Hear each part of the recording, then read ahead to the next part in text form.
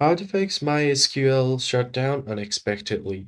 Hey everyone, in this tutorial I'm going to show you guys how you can address the problem where your MySQL application shuts down completely without any warnings.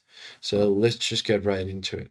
First thing you're going to have to do is simply open up your Task Manager, right click on your Windows icon and then head over to Task Manager, or you could use the shortcut Control plus Shift plus Escape and it will open up your Task Manager.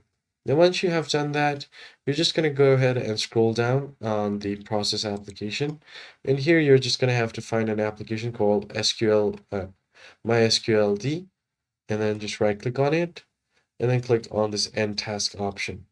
So once you find it, just click on End Task, and this will be stopped. Once that is done, the second step is to actually head over to your XAMPP's control panel, open up your XAMPP application, and what you're going to do here is simply go ahead and click on the Start option, and once you have done that, your problem should be fixed. The second step is to actually head over to your control panel, type in CMD, and run it as administrator. Once you've done that, click on Yes.